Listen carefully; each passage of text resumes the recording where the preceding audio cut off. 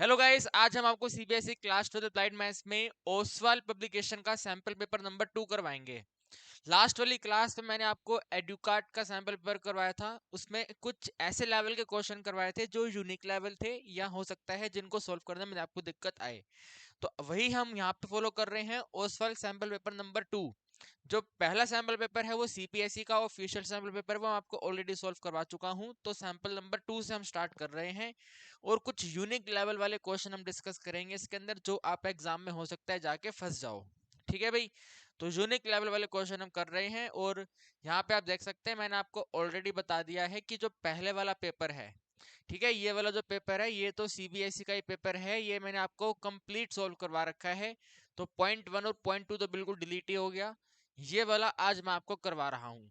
ठीक है भाई, 2 3 4 5 सभी की वीडियोस आपको प्रोवाइड दूंगा। आज नंबर 2 वाला हम कर रहे हैं। ठीक है, तो देखिए इसमें जो मुझे यूनिक क्वेश्चन लगा वो ये है। ठीक है भाई, this is a unique question. तो क्या कहते हैं, देखो 4 नंबर पे है। ठीक है, नंबर मैंने इस बार लिखा हुआ है नंबर 4 पे है। तो कहते हैं which of the following value, इनमें से कौन सा वैल्यू ऐसा है जिसको हम एक समरी मेजर की तरह यूज करते हैं सैंपल के लिए। सैंपल का समरी मेजर कौन रिप्रेजेंट करता है। और उन्होंने एक एग्जांपल दिया है, मान लो सैंपल मीन। तो जो सैंपल मीन है उसको हम स्टैट्स की भाषा में क्या बोलते हैं। ठीक है, उसको कुछ ना कुछ बोला जाता है, तो उसको क्या बोला जाता है वो आपको बताना है। तो क्या उसको पॉपुलेशन पैरामीटर बोला जाता है? नो। पॉपुलेशन सैंपल वैल्यू को पॉपुलेशन तो बोला ही नहीं जाता। क्या उसको सैंपल पैरामीटर बोला जाता है? नहीं। क्या पॉपुलेशन मीन बोले? पॉपुलेशन पे तो आना ही नहीं है आपको। पॉपुलेशन मीन पॉपुलेशन पॉपुलेशन नहीं होता है। या तो सैंपल स्टैटिस्टिक या सैंपल पैरामीटर। देखो भाई, ये जो पैरामीटर है ये पॉपुलेशन के लिए यूज होता है। पैरामीटर जो है वो पॉपुलेशन के लिए यूज होता है। तो option C is correct answer. ठीक है भाई, जो सैंपल मीन है इसे वट वी विल से, तो सैंपल मीन को हम बोलेंगे सैंपल स्टैटिस्टिक है ये। ठीक है भाई, सैंपल मीन क्या है? सैंपल स्टैटिस्टिक है। तो सैंपल के करेक्टरिस्टिक को, सैंपल की समरी को क्या बोलेंगे? सैंपल स्टैटिस्टिक बोलेंगे। ठीक है, 7 नंबर है इसके बाद में ये वाला। ठीक है भाई, ये वाला 7 नंबर है। अब ये वाला यूनिक क्यों है, व्हाई इट इज यूनिक? तो ये टाइम बेस्ड क्वेश्चन है। टाइम बेस्ड क्वेश्चन में बच्चे कंफ्यूज रहते हैं कि नंबर को 12 से डिवाइड किया जाए या नंबर को 24 से डिवाइड किया जाए। तो सिंपल सा रूल आपको ध्यान रखना है, ऑप्शन कैसे हैं। अगर ऑप्शन का डेटा 1 वैल्यू में है, M M M M PM PM PM PM है, तो आप इसको नंबर 12 से डिवाइड करके काम चला लो। लेकिन अगर क्वेश्चन का डेटा एम पीएम दोनों में है तो 24 से डिवाइड करके करो। तो जरा देखो इसके ऑप्शन, देखो आप इसके ऑप्शन पे फोकस करो। यहाँ पे एम है, यहाँ बस एम पीएम अलग अलग हो गया, एएम और पीएम अलग अलग हो गया, तो फिर आपको यहाँ पे 24 से डिवाइड करना पड़ेगा। तो आपको बताना है 7 पीएम अगर अभी का टाइम है तो 1000 आवर्स के बाद में क्या होगा। तो 1000 को डिवाइड करो पहले 24 से। ठीक है भाई, 24 के टेबल पे इसको डिवाइड करो, पहले 9 पे डिवाइड कर दो। नहीं नहीं, 9 पे नहीं, सॉरी सॉरी, नोट 9, 9 नहीं करना है, 4 पे डिवाइड करो। 24 4 सा हो जाएगा 96, माइनस करोगे तो 40 40 रिमेनिंग रह जाएगा। ठीक है, अभी 40 40। नाउ इसको 1 पे ही डिवाइड कर दो। 24 1 विल बी 24, माइनस करोगे तो आपके पास में 16 वैल्यू आ गई। ठीक है भाई, कितनी वैल्यू आ गई? 16 वैल्यू आ गई। तो जो 7 पीएम है, ठीक है भाई, जो हमारा 7 पीएम है, 7 पीएम में आपको 16 आवर्स ऐड करने हैं। ठीक है भाई, कितने आवर्स ऐड करने हैं? 16 आवर्स ऐड करने हैं। तो हम एक काम करते हैं, 16 में से पहले 12 आवर ऐड कर देते हैं। जब मैं 12 आवर ऐड कर दूंगा तो आप सुबह के 7 एम पे पहुंच जाओगे। यस और नो भाई? 16 घंटे आपको ऐड करने हैं, 16 में से मैंने 12 ही सिर्फ ऐड करा तो मैं सुबह के 7 बजे पहुंच गया। अब 12 घंटे ऐड करें हैं तो 4 घंटे और रिमेनिंग है। तो 7 प्लस 4 करेंगे तो 11 एम आंसर आएगा। ठीक है भाई, क्या आंसर आएगा? 11 एम आंसर आएगा। 11 एम यानी कि ये बी नंबर पे है ये। ठीक है, 11 M is option number B. समझ लो ना भाई, हमें कुल मिलाकर के 16 आवर्स ऐड करने थे, है ना? हमें कुल मिलाकर के ये 16 आवर्स ऐड करने हैं। तो 16 आवर्स को ऐड करने के लिए मैंने इसको 2 पार्ट्स में स्प्लिट कर दिया। पहले यहाँ पे 12 आवर ऐड कर लिया, इसको 7 एम बना लिया, फिर रिमेनिंग का 4 आवर ऐड कर दिया, तो टोटल 16 घंटे ऐड हो गए। तो answer is 11 M option B. ठीक है भी, बिल्कुल सिंपल।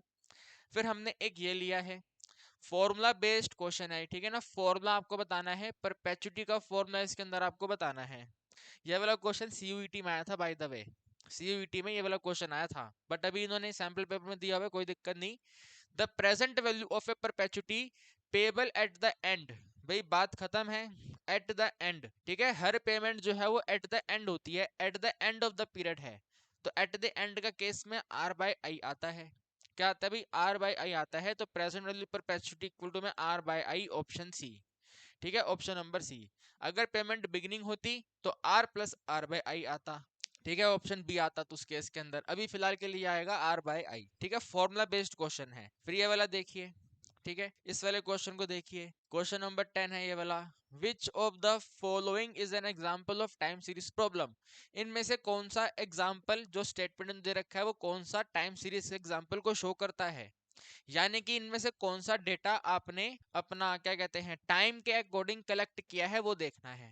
तो कहते हैं एस्टिमेटिंग द, अरे क्या हो रहा है ये, ओहो हो, तो क्या कह रहे हैं? Estimating the number of hotel room booking in the next 6 month.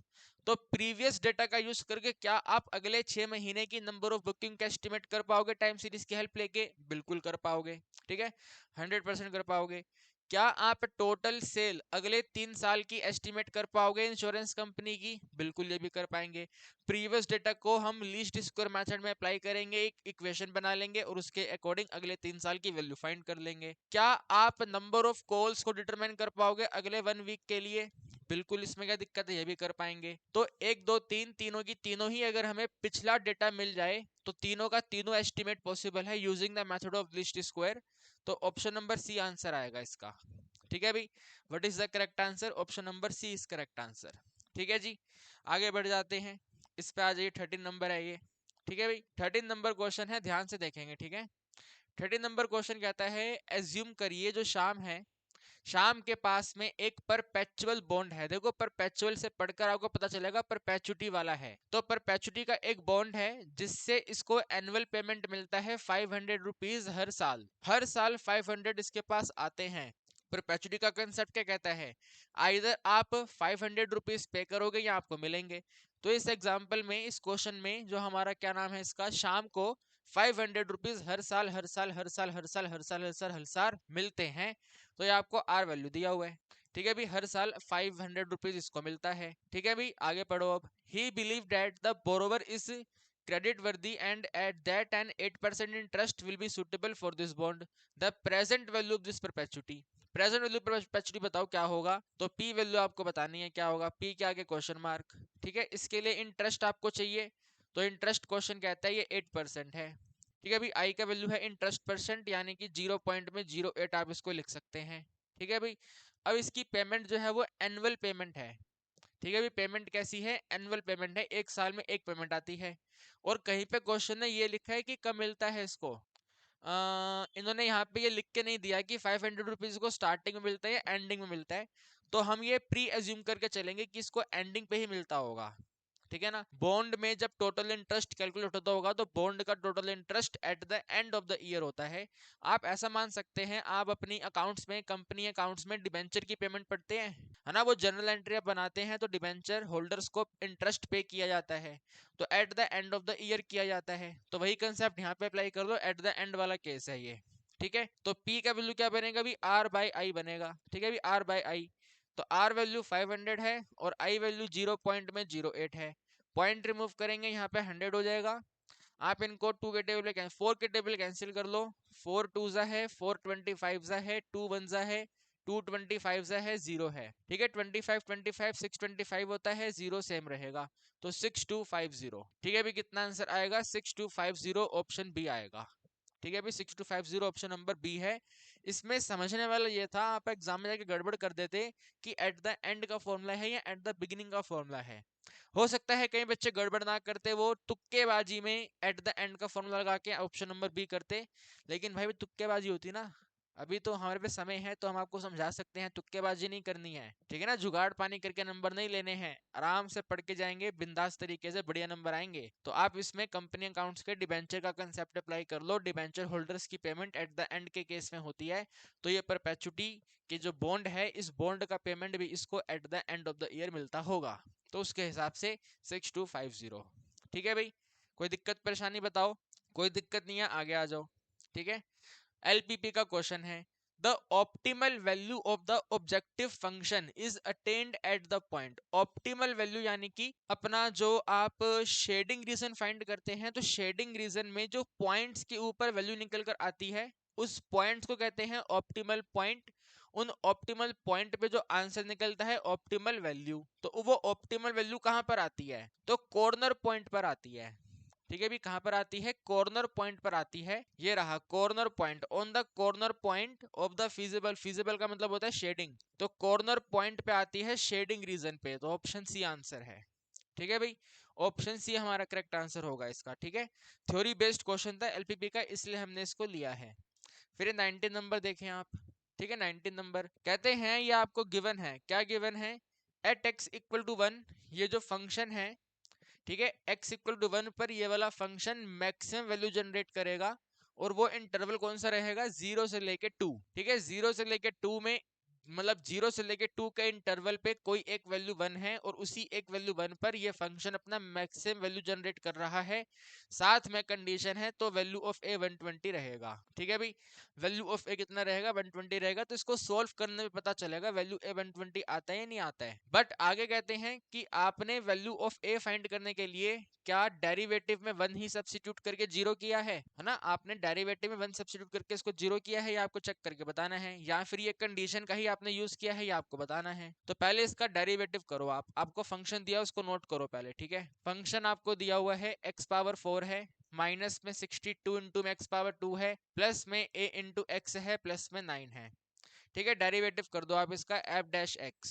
ठीक है, एफ डैश एक्स करोगे तो 4 इंटू एक्स पावर 3 है, माइनस में 6 टू ज़ा 12 और 2 टू ज़ा 4, 124 एक्स पावर 2 है, फिर प्लस में सिंपल सा a है। ठीक है, x का डेरिवेटिव 1 होता है तो a है, और इस लास्ट में 9 का डेरिवेटिव 0 हो जाएगा। तो वैल्यू आपके पास रिमेनिंग रहेगी 4 इंटू एक्स पावर 3 माइनस में 124 इंटू ए पावर 2, सॉरी ए नहीं है, एक्स पावर 2। ठीक है ना, 124 एक्स पावर 2 है, और इसके साथ में ए है, तो ये आपके पास में डेरिवेटिव है। ठीक है भाई, दिस इज द डेरिवेटिव, ये आपके पास में डेरिवेटिव आ गया। अब इस डेरिवेटिव में आपने, मतलब क्वेश्चन आपको कहता है कि x इक्वल टू 1 पर मैक्सिमम वैल्यू है। ठीक है, x इक्वल टू 1 पर मैक्सिमम वैल्यू है, तो डेफिनेटली हम लिखेंगे कि 1 का मतलब है अगर हम इसका डेरिवेटिव में 1 सब्स्टिट्यूट करेंगे तो वो इक्वल टू 0 है, क्योंकि अगर 1 पे मैक्सिमम वैल्यू है तो 1 एक ऐसा पॉइंट होगा जहां पे स्लोप ऑफ, मतलब इस कर्व का स्लोप 0 होगा, क्रिटिकल पॉइंट 1 रहा होगा डेफिनेटली, तभी तो आपने उस पर मैक्सिमम वैल्यू फाइंड करी है। क्या मेरी बात समझ आ रही है आपको, critical point 1 definitely be the critical point. इसका आप सॉल्व करोगे तो पावर 3 है, पावर 3 पे 3 आंसर आएंगे, तो जो 3 आंसर निकल के आएंगे, जो 3 क्रिटिकल वैल्यू बनेंगे, उनमें से 1 क्रिटिकल वैल्यू डेफिनेटली 1 रहा होगा ना भाई, डेफिनेटली 1 क्रिटिकल वैल्यू रही होगी, तो इसलिए एफ डैश 1 इक्वल टू 0। ठीक है, एफ डैश 1 इक्वल टू 0 करा तो 4 इंटू में 1 पावर 3 है, माइनस में 124 इंटू में 1 पावर 2 है, और प्लस में a है इक्वल टू में 0 है। ठीक है, ये बन जाएगा 4 माइनस में 124 प्लस में a इक्वल टू में 0, तो ये वैल्यू आपके पास आएगी माइनस में 120 प्लस में a इक्वल टू में 0, यानी कि a का वैल्यू 120 आ गया। तो यस, a का वैल्यू 120 है, तो ये बिल्कुल करेक्ट है। क्या इसको फाइंड करने के लिए आपने यही कंडीशन यूज करी है, यस हमने यही कंडीशन यूज करी है, तो ये भी करेक्ट है। तो दोनों ही बिल्कुल करेक्ट हैं, और जो रीजन का स्टेटमेंट है वही हमने असर्शन को सॉल्व करने में यूज किया है, तो रीजन भी करेक्ट एक्सप्लेनेशन है। ए ट्रू है, आर ट्रू है, आर ए का करेक्ट एक्सप्लेनेशन है, ऑप्शन ए पे टिक करेंगे।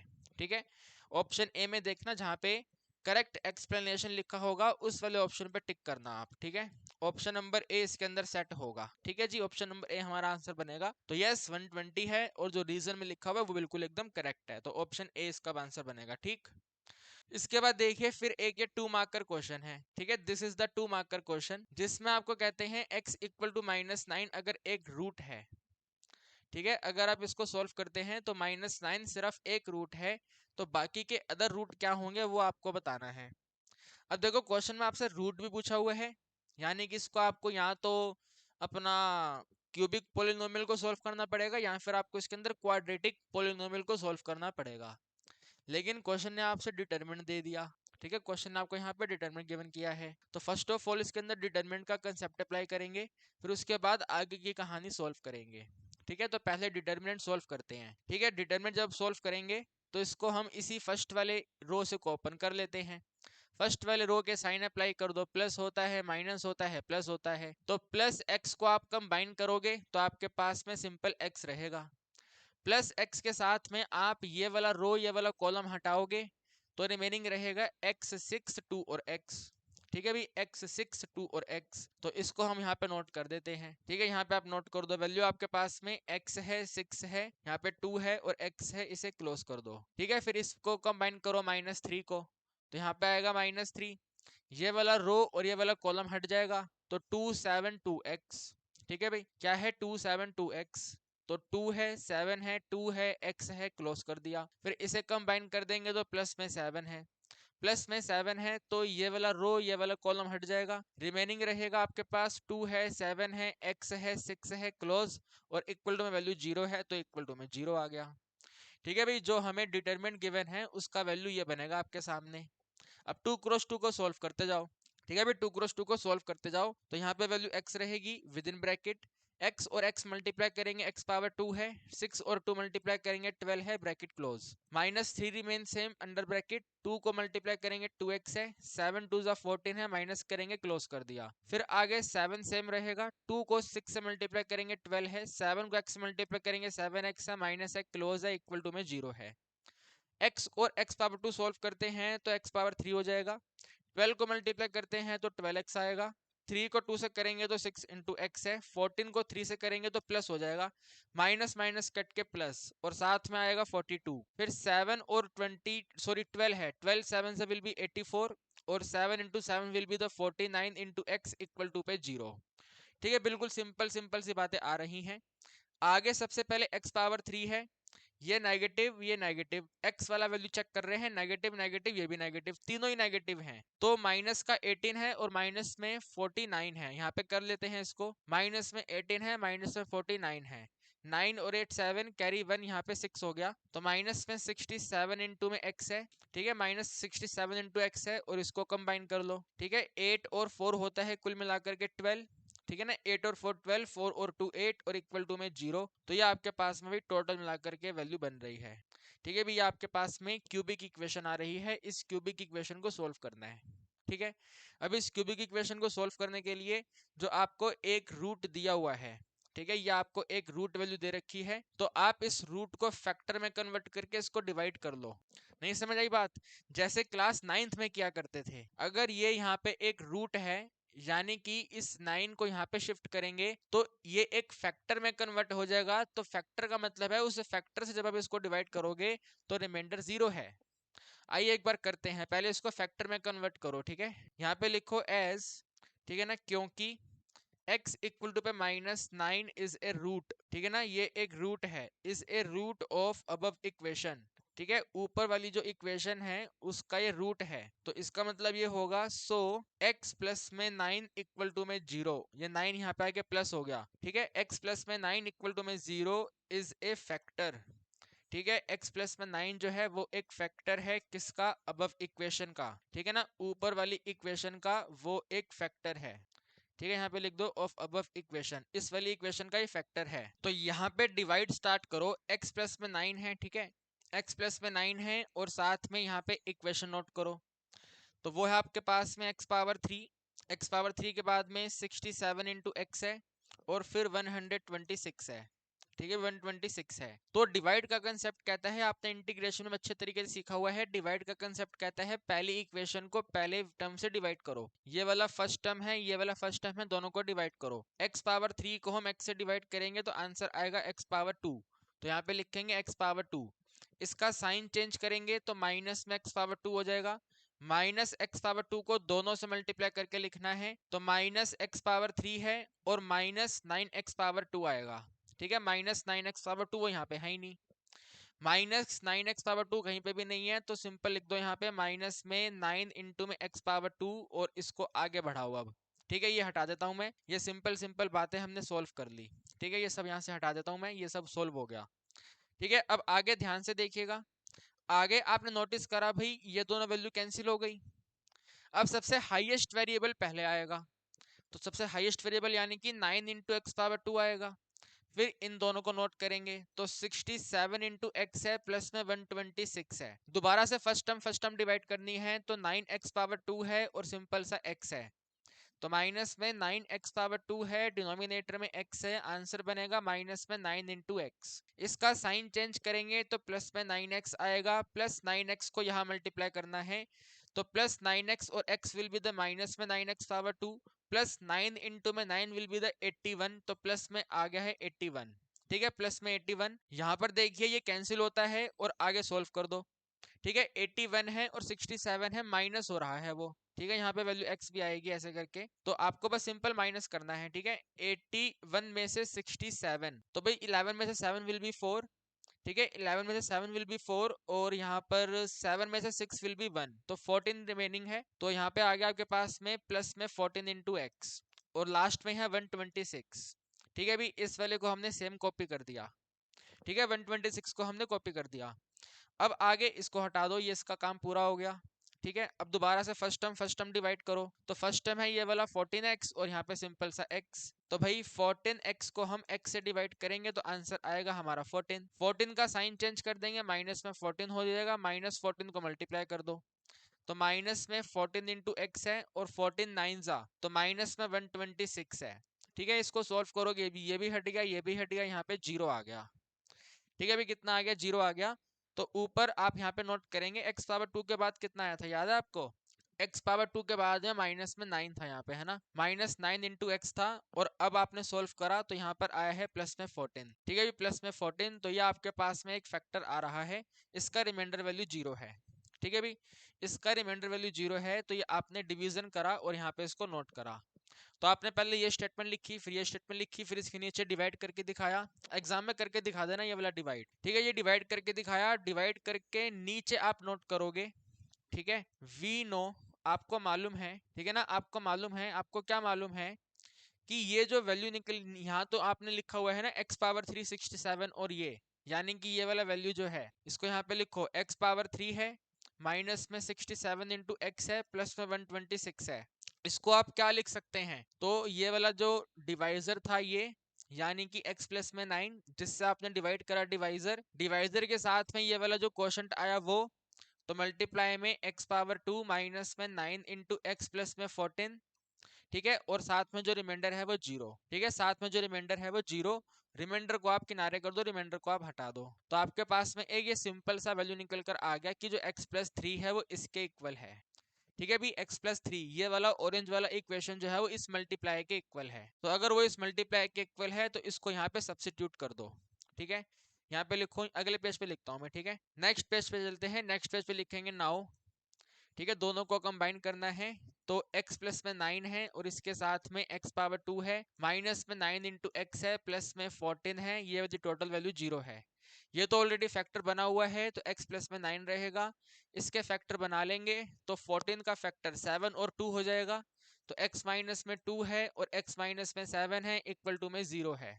ठीक है, इक्वल टू में 0 है, तीनों को बारी बारी करके 0 कर दो, तो x प्लस में 9 को आप 0 करते हैं तो x का वैल्यू माइनस में 9 है। अगर आप x माइनस 2 को 0 करते हैं तो x का वैल्यू 2 है।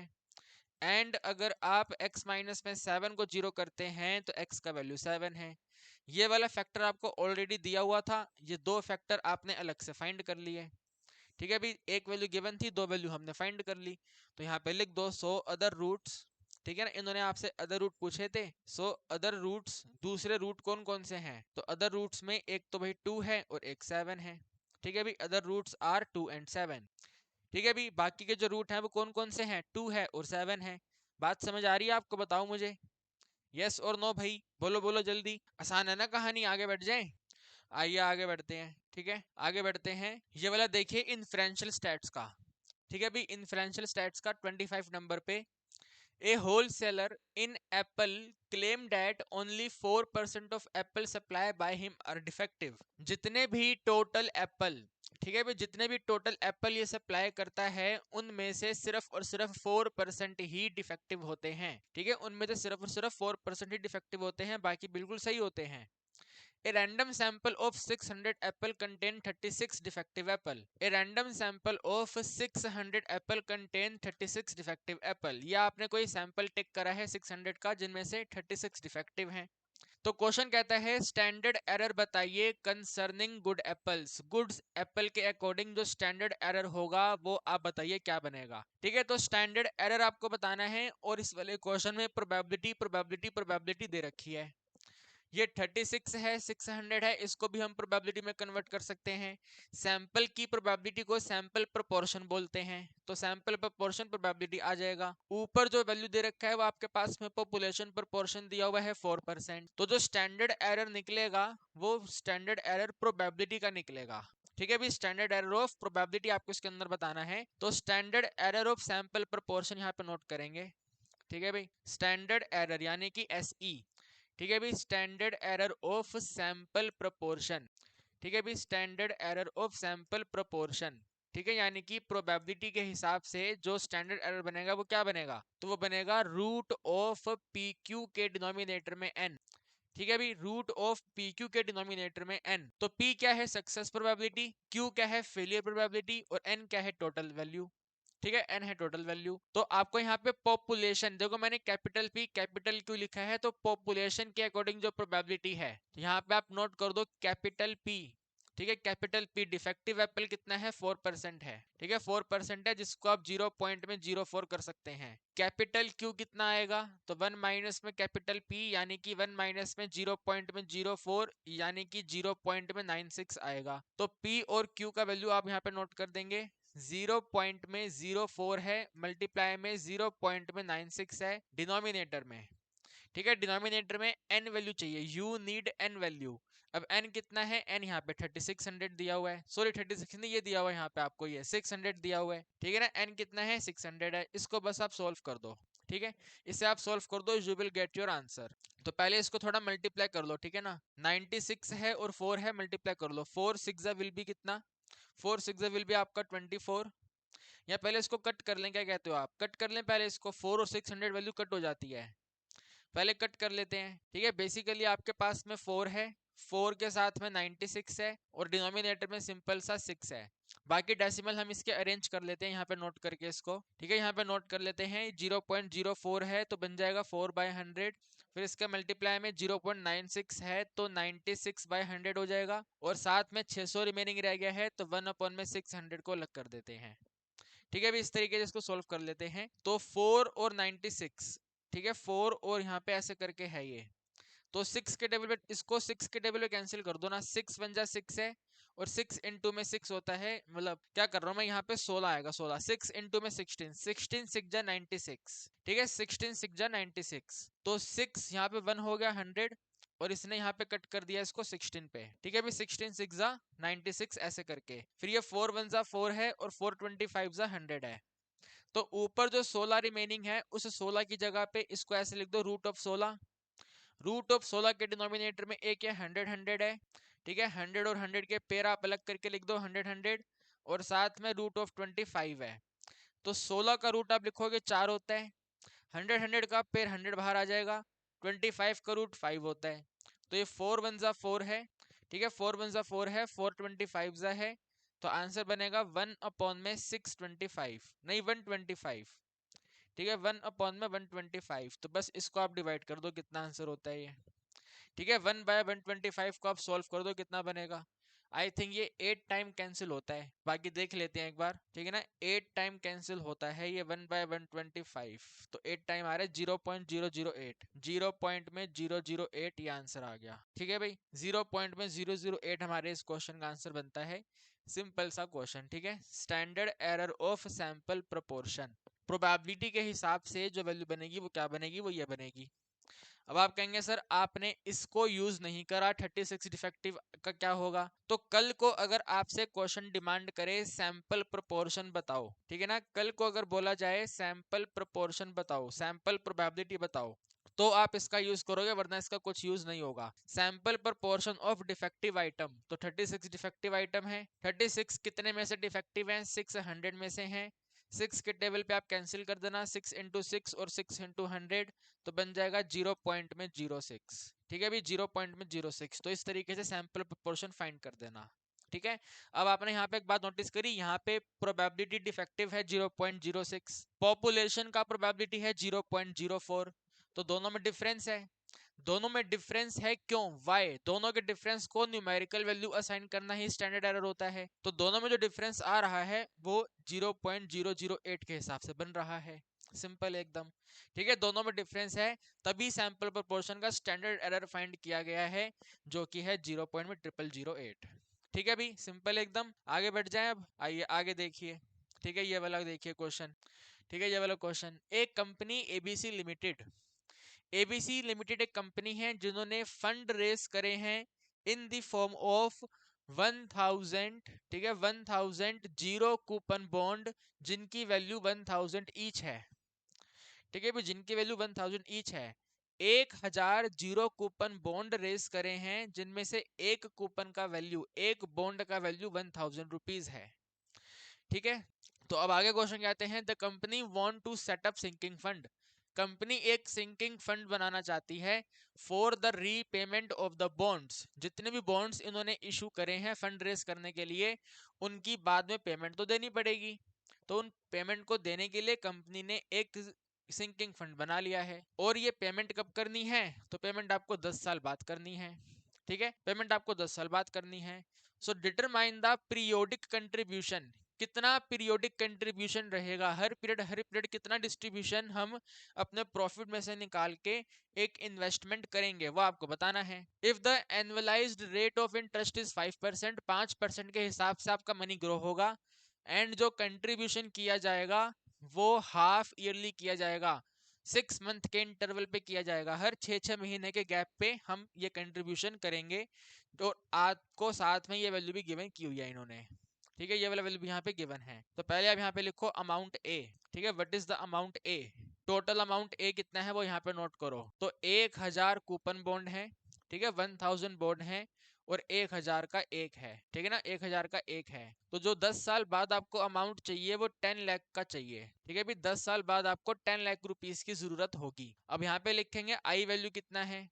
ठीक है, आपको 5% पूरे साल का दिया हुआ है, 5% पर एनम है, 5% पर एनम को डिवाइड कर देंगे 2 से, क्योंकि एक साल में 2 पेमेंट हो रही है। पीरियोडिक पेमेंट कितनी है, 6 महीने की एक पेमेंट है, तो पहली पेमेंट 6 महीने में, अगली पेमेंट 12वें महीने में, तो साल में 2 पेमेंट हो रही है, तो 6 मंथ का इंटरेस्ट कितना आएगा, 5/2 आएगा, यानी कि 0.025 आएगा।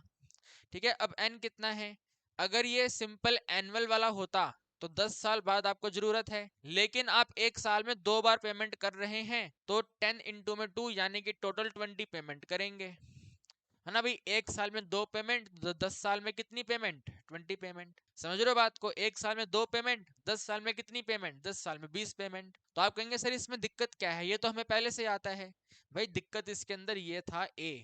ठीक है, अभी दिक्कत इसके अंदर ये था ए, क्योंकि आपको मालूम होना चाहिए आपके एग्जाम में जीरो कूपन बॉन्ड डिलीटेड है। अगर एग्जाम में पहली बार क्वेश्चन देखते तो आप इसको कंफ्यूज हो जाते कि यार बॉन्ड, आप आगे रीड नहीं करते कि ये सिंकिंग फंड का क्वेश्चन है, आप पहले ही ये बॉन्ड पढ़ के घबरा जाते, अरे यार बॉन्ड का क्वेश्चन आ गया, आउट ऑफ सिलेबस क्वेश्चन। तो एग्जाम में क्वेश्चन को पूरा पढ़ना। जो बॉन्ड है, बॉन्ड के थ्रू आप डिबेंचर पढ़ते हैं ना, डिबेंचर में इंटरेस्ट देना पड़ता है, बॉन्ड में इंटरेस्ट देना नहीं पड़ता है। तो आपने पब्लिक से पैसा ले लिया, उसके बदले में पब्लिक को बॉन्ड दे दिया, ठीक है ना, और उनको बोला कि हम आपको 10 ईयर बाद में पैसा वापस कर देंगे, इस तरीके से करके। तो 10 ईयर बाद में आपको, आपने टोटल कितना मनी चाहिए, आपको 10 लाख रुपए चाहिए, है ना, 1000 बॉन्ड है, 1000 का एक है, तो 10 लाख रुपीस की पेमेंट आपको 10 साल बाद देनी है, तो उसके हिसाब से क्वेश्चन सोल्व होगा। ठीक है, अब यहाँ पे फॉर्मूला नोट करो पहले क्या बनेगा। ठीक है, फॉर्मूला क्या आता है, तो फॉर्मूला होता है अमाउंट ए इक्वल टू पे आर के विद इन ब्रैकेट, आर के ब्रैकेट पे 1 प्लस में आई पे total power n minus 1 bracket close, denominator पे आई। आपको आर फाइंड करना है ना, कि पीरियोडिक कंट्रीब्यूशन कितना है, आर फाइंड करना है, तो आर इक्वल टू पे ए को मल्टीप्लाई करेंगे आई से, डिनोमिनेटर पे विद इन ब्रैकेट 1 प्लस में आई पे पावर n माइनस 1, इसमें आपको फॉर्मूला अप्लाई करना है और पता लगाना है वैल्यूज क्या क्या होगी। ठीक है, आइए कर देते हैं इसको, आगे नोट करते हैं। Value R is equal to, ठीक है भाई। Value R is equal to क्या बनेगा, देखो जरा यहाँ पे ध्यान से देखना है इसको, ठीक है। Value R is equal to में जो अमाउंट ए है वो 10 लाख है, ठीक है। अमाउंट ए है 10 lakh, 10 lakh multiply I value 0 point में 025 है, इसके डिनोमिनेटर में विद इन ब्रैकेट पे 1 प्लस में 0 पॉइंट में 025 है, ठीक है। टोटल पावर n, तो टोटल पावर यहाँ पे 20 है, -1 करेंगे तो वैल्यू r इक्वल टू पे 25 इंटू 1 करते हैं 25 होता है, 30 हटा देगा, 30 रिमेनिंग रहेंगी, 25,000 डिवाइड बाय ये बनेगा 1 पॉइंट में 025 है, टोटल पावर 20 -1 है, तो regular payment are equal to pay 25,000 तो रहेगा।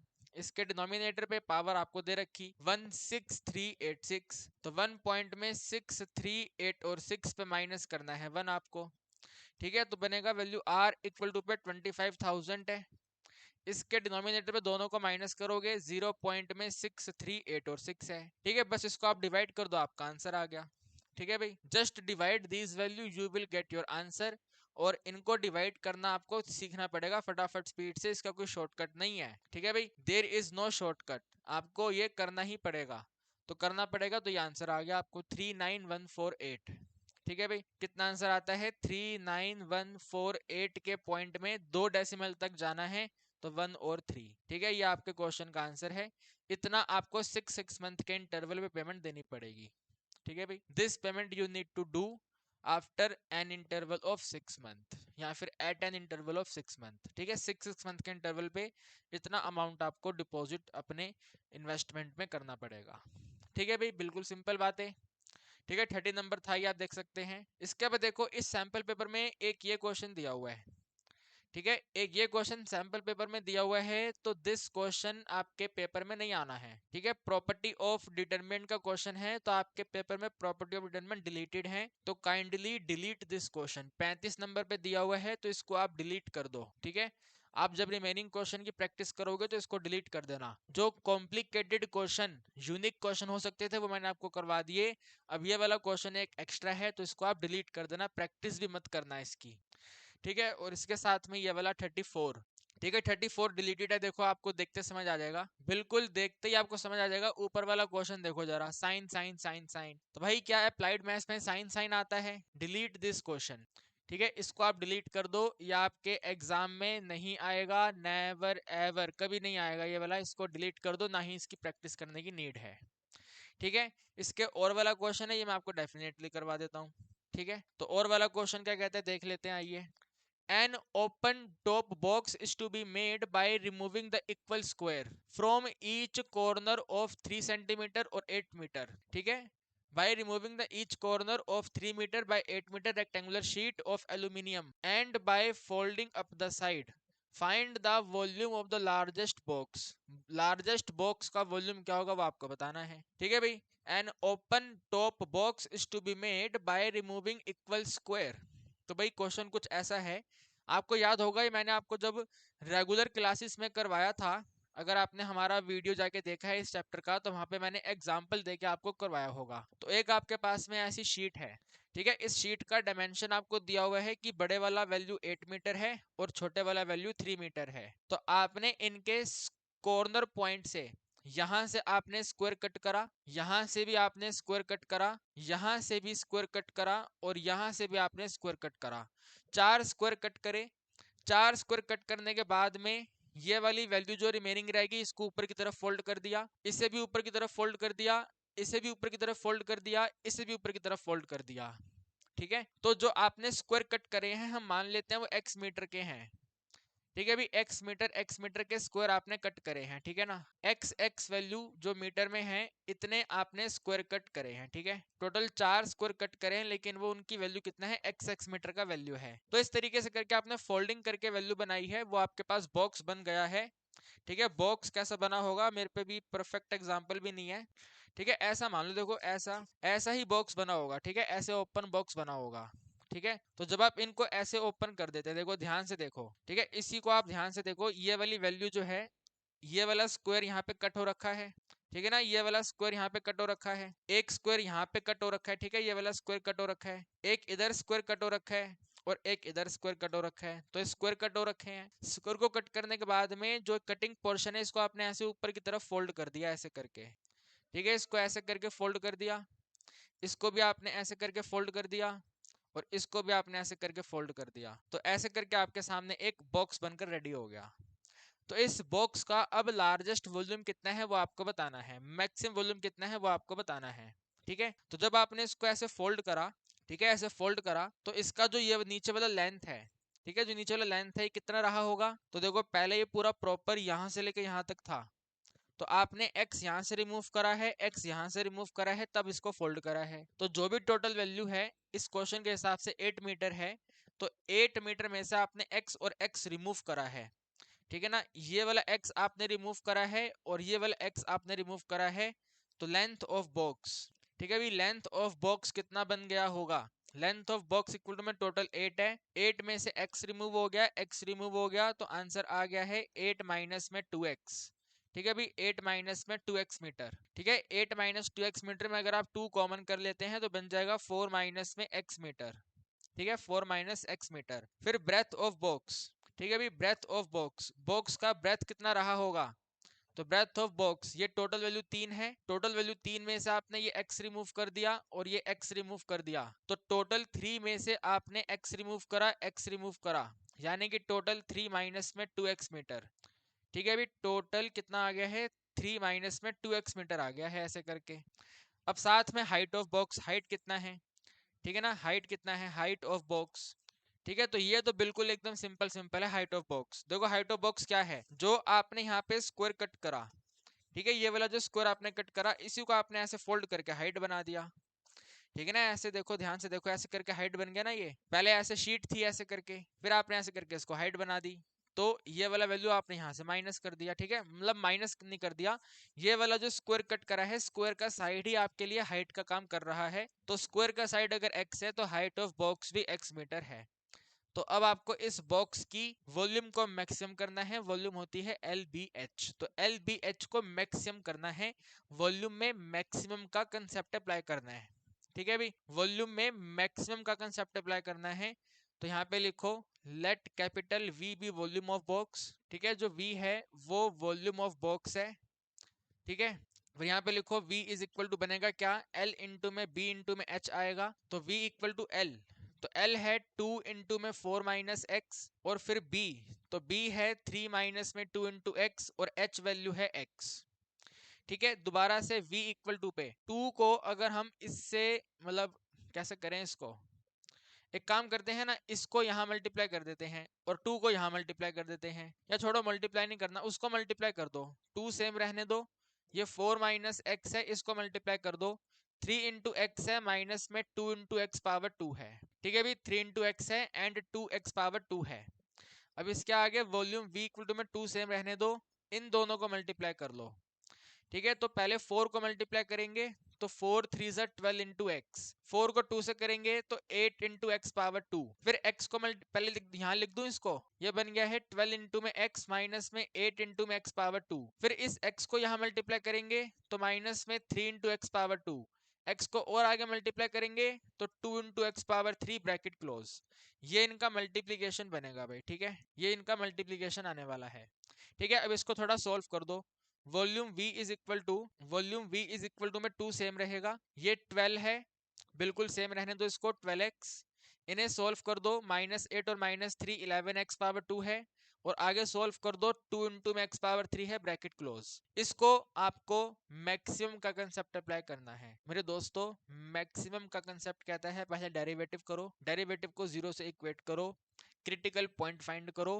और फिर उस क्रिटिकल पॉइंट पे डबल डेरिवेटिव करो, तब जाके क्वेश्चन कंप्लीट होगा। तो आइए डेरिवेटिव करना चालू करते हैं, ठीक है भाई, dv अपॉन में, ठीक है भाई, dv अपॉन में dx, वॉल्यूम का डेरिवेटिव x के रिस्पेक्ट पे, तो 2 सेम रहेगा, 12x का डेरिवेटिव 12 है, माइनस में 11 सेम रहेगा, x पावर 2 का डेरिवेटिव 2x है, प्लस में 2 सेम रहेगा, x पावर 3 का डेरिवेटिव 3x पावर 2 है, ब्रैकेट क्लोज, और ये भी क्लोज, तो आगे आप नोट करेंगे भाई 2 है, 2 के साथ में 12 है, 12 इंटू 2 22x है, और 3 इंटू 2 करेंगे तो 6 इंटू में x पावर 2 है, प्लस साइन है, ब्रैकेट क्लोज, ठीक है भाई, 2 वैल्यू कॉमन कर लेंगे, 2 पहले से ही है, 2 हमने और कॉमन कर लिया, तो यहाँ पे वैल्यू 6 है, यहाँ पे वैल्यू 11 है, और यहाँ पे 3 इंटू में x पावर 2 है, ब्रैकेट क्लोज, ठीक है, 3x पावर 2 को आगे कर देंगे, 2 और 2 मल्टीप्लाई कर लेंगे, तो 2 और 2 बन जाएगा आपके पास में 4। ठीक है, अभी dv बाई dx है ये, dv by dx equal to 4 into में, ठीक है 4 इंटू में 3 हमने आगे करना है, तो 3x पावर 2 है। ठीक है, 3x पावर 2 है, माइनस में 11x है, 11x है और साथ में 6 है। ठीक है, अभी साथ में एडिशन में 6 है। 3 और 6 को मल्टीप्लाई करते हैं तो 18 आता है, 18 का फैक्टर बनाना है सो डैट हमारे पास 11 आ जाए, तो 9 और 2 बनेगा।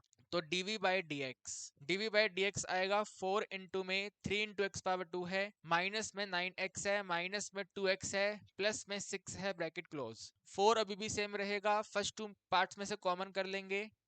ठीक है, फर्स्ट टू पार्ट्स में से हम कॉमन करेंगे तो हमारे पास में वैल्यू आती है 3x common, with in bracket रहेगा x माइनस 3। लास्ट की दोनों टर्म्स में से -2 कॉमन, ब्रैकेट में x माइनस 3, ब्रैकेट क्लोज, इसे क्लोज। ठीक है, अभी 4 सेम है। अब इसके साथ एक ब्रैकेट आएगा x माइनस 3 का और अगला ब्रैकेट आ जाएगा 3x माइनस 2 का।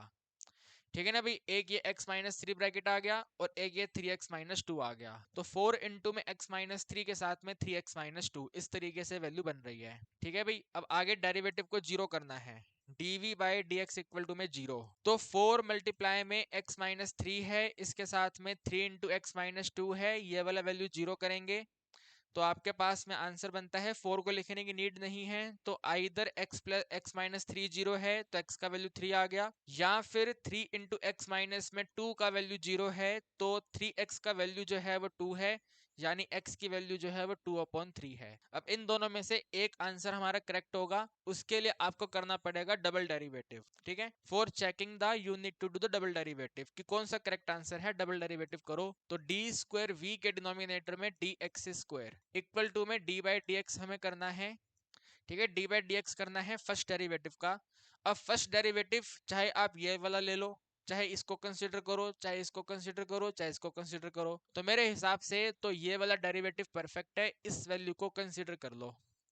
ठीक है, इसे कंसीडर कर लो तो डी बाई डी एक्स करना है 4 इंटू में, ठीक है 4 इंटू में 3 इंटू में एक्स पावर 2 माइनस में 11 इंटू एक्स प्लस में 6 का। ठीक है, अभी इसका हम डबल डेरिवेटिव करेंगे तो 4 तो सेम रहेगा, bracket 3x power 2 6 into x हो जाएगा, 11x का 11 हो जाएगा। ठीक है, ये डेरिवेटिव आ गया आपके पास। इस डेरिवेटिव में वैल्यू पुट करो बारी बारी करके, एक बार 3 एक बार 2/3, तो डी स्क्वायर वी के डिनोमिनेटर में डी एक्स स्क्वायर, जहां पर हमारे x का वैल्यू सिंपल सा 3 है, तो 4 सेम रहेगा, 6 को मल्टीप्लाई करेंगे 3 से, माइनस करेंगे 11, 4 सेम रहेगा, 6 3 जा 18 माइनस में 11, तो 4 सेम रहेगा, वैल्यू 7 यानी 28। 28 पॉजिटिव है, डबल डेरिवेटिव उल्टा काम करता है, रिवर्स ऑर्डर में उल्टा चलता है, पॉजिटिव का उल्टा होता है नेगेटिव, तो यहाँ पर मिनिमम वैल्यू आएगी। ठीक है, भी यहाँ पर मिनिमम वैल्यू आएगी, आपको मिनिमम नहीं बतानी है, आपको मैक्सिमम बतानी है, तो मैक्सिमम के लिए अब दोबारा से दूसरा वाला वैल्यू पुट करो, d square v d x square, जहां पर हमारे x का वैल्यू 2/3 है। ठीक है, अभी 2/3 ये वाला, तो 4 के ब्रैकेट में, ठीक है 6 है, 6 के साथ में आएगा अपने पास में 2/3 माइनस में 11 ब्रैकेट क्लोज, 6 1 जा 6 है, 6 इंटू में 2 है, तो ये बनेगा 4 इंटू में 2 2 जा 4 माइनस 11, यानी कि 4 मल्टीप्लाई में -7, आंसर आ गया -28, यानी कि नेगेटिव है ये। ठीक है, भी नेगेटिव है, मैंने आपको बोला है उल्टा काम करता है, नेगेटिव का उल्टा पॉजिटिव होता है, यानी कि मैक्सिमम। ठीक है भी, यानी कि मैक्सिमम, तो इस वाली वैल्यू पे हमारा मैक्सिमम आंसर है 2/3। 2/3 वैल्यू लेंगे तो मैक्सिमम आंसर आएगा, यानी कि 2/3 लेने पे वॉल्यूम मैक्सिमम होगी, तो बस 2/3 करेक्ट आंसर आ गया। यहाँ पे आगे आप नोट कर दो, ठीक है ना, यहाँ पे आगे आप नोट कर दो, at x is equal to में 2/3, ठीक है वॉल्यूम इज मैक्सिमम। ठीक है ना, वॉल्यूम जो है वो हमारी मैक्सिमम हो जाएगी। तो अब क्वेश्चन कहता है मैक्सिमम वॉल्यूम बताओ क्या है, तो उसके लिए पहले आप लेंथ लिखो कितना आएगा, ठीक है व्हाट इज द लेंथ, फिर यहाँ पे लिखो ब्रेथ कितना आएगा, ठीक है ना ब्रेथ कितना आएगा, और फिर यहाँ पे हाइट कितना आएगा। ठीक है, लेंथ ब्रेथ हाइट कितना होगा, तो वापस चलो और यहाँ पे देखो कितना है, लेंथ है 2 इंटू में 4 minus x.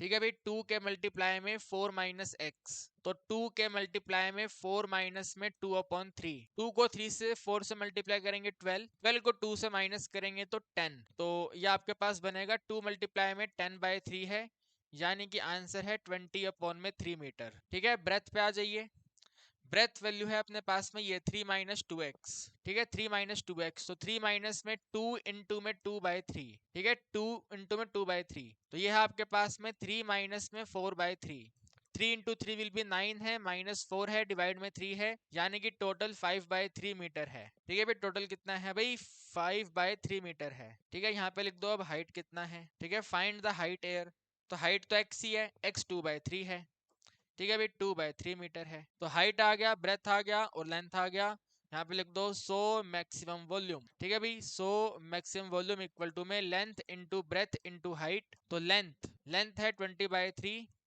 20/3 into breadth, breath है 5/3 इंटू में हाइट है 2/3, 5 2 ज़ा 10 यानी कि 200 अपॉन में 3 को 3 मल्टीप्लाई करेंगे तो 27, 200/27 मीटर क्यूब, ठीक है भाई, 2 इंटू 5 10 है, 10 इंटू में 200 है, और 3 इंटू 3 इंटू 3 27 है, तो 200/27 मीटर क्यूब जो है वो मैक्सिमम वॉल्यूम है, ठीक है भाई, तो ये क्वेश्चन हमने एक आपको करवा दिया, ऊपर वाला आप डिलीट रहने देना, ठीक है भाई, ऊपर वाला बिल्कुल डिलीट रहने देना, और आप यहाँ पे देख सकते हैं बाकी के जो रिमेनिंग क्वेश्चन है वो सब मैंने आपको करा दिए, ठीक है, जो भी इस सैंपल पेपर के अटपटे क्वेश्चन हो सकते थे सब मैंने आपको करवा दिए, ठीक है, तो बेसिकली आज हमने आपको सैंपल पेपर नंबर 2 कंप्लीट करवा दिया है, सैंपल पेपर नंबर 2 में जितने भी अजीब गरीब क्वेश्चन हो सकते थे सब आपको करवाए हैं, उम्मीद करता हूँ कहानी आपको समझ आई होगी।